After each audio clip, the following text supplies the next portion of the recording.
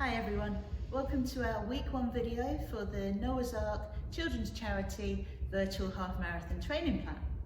Oh, that was a mouthful. Okay, so today we're just going to have a little chat about how we're going to go about this. You should have already had your email, had a little skim read of it to know what your training plan for you is going to be. So we have a beginners and an intermediate. Hopefully you've chosen the one that you're going to start with. If you want to chop and change, feel free. If you feel that your beginner's one is too easy, head up to the intermediate. If you feel that the intermediate that you've chosen is a little bit too tricky, you can always request to scale it down back to the beginners. Not a problem at all. If you're getting injured or you're getting shin splints, anything like that, we're going to talk about injuries later in subsequent videos as well. So just step back. There is no point damaging yourself just to do a half marathon. Okay, lecture over. Where are we going to begin today? I've got notes down here. I'm going to keep referring to these. So we're going to talk about clothes and shoes today. Why are these important? Because these are what you spend all of your running time in. So what you wear on your feet and what you wear on your body are very, very important. Okay, so why are your shoes important? Why is what you wear important? Because they will cause you blisters, they can cause you rubbing, chafing, discomfort if you wear them for a long time. So as your running progresses, even though when you put them on to start with, they'll feel super comfy.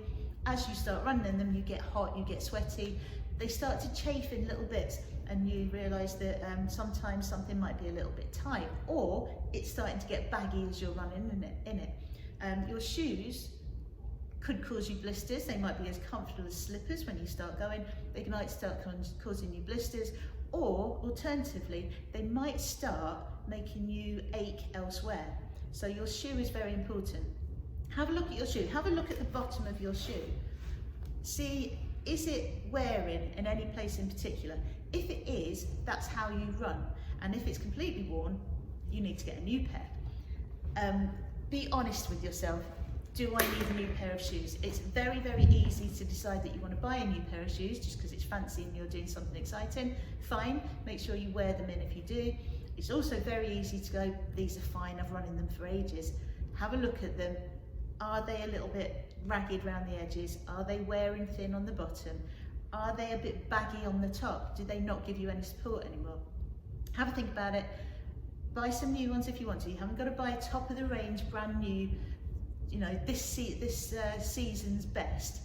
Go to an outlet store, go online, have a little look, and just decide.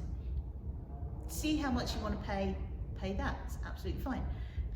If you want to get your gait checked, which is where somebody will look at how you're running to decide which shoe you should wear, make sure you go to somewhere very reputable.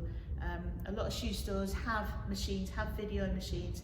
They'll set it up, have a look at you running, and then they'll tell you that you need a certain type of shoe.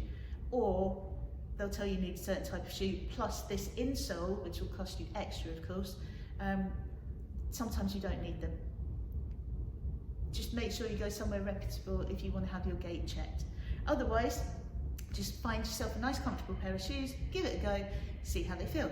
One thing though, if you're wearing the wrong shoe, you might find it's causing you problems and the rest of your lower body. So you might find that they can cause you trouble with your feet, your ankles, your knees, and also in your hips. So if you're wearing the wrong shoe, an old shoe or a shoe that just doesn't suit you, it can cause you some pain. So if you are getting injured, if you are feeling maybe the top of your foot is uncomfortable, relace your laces. Have a look online, see how you can relace your shoes. If your ankles are hurting, it might be just the pressure of your foot pounding, but it might be that your shoe is maybe worn on the inside or you're running on one edge of it. Same for your knee, same for your hip. Okay, so that's why shoes are important. Clothes, make sure that you wear something that's wicking so that the sweat will be pulled away from you. Make sure it's comfortable to start with, and make sure it's not too tight or too loose. You don't want it to be catching in your arms as you're running. Never wear anything new for a race, never wear new shoes, new anything for a race, because it will feel uncomfortable as you're going. And what else do we need to talk about? What to take with you, that's also vital. Here's my list. You might consider taking a running belt with you or something, or a bag, something comfortable though, as long as it's comfortable. Take a tissue. When we start running, sometimes you need a wig, or worse. Always take a tissue. ID, take some identification with you. If anything happens, you need somebody to find out who you are and who to contact. So if you've got an iPhone, set it up in your health app so that your medical ID will turn up on your unlock screen. So you don't need to have your phone unlocked on an Apple. Androids, I'm sure there's something similar as well. Or if you don't lock your phone, make sure you've got an ICE contact in your contacts in case of emergency contact. So if it's ICE mum or ICE husband or something like that.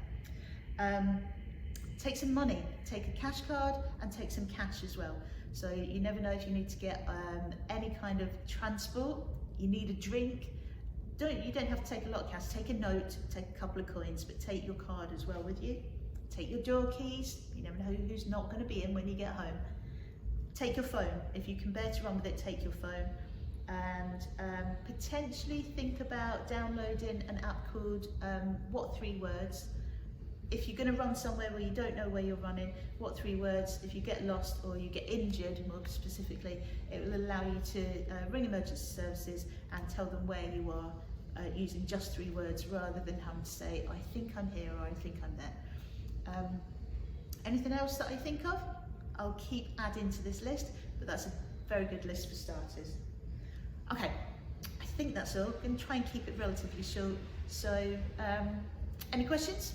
Drop me a line, fayechamberlain@gmail.com.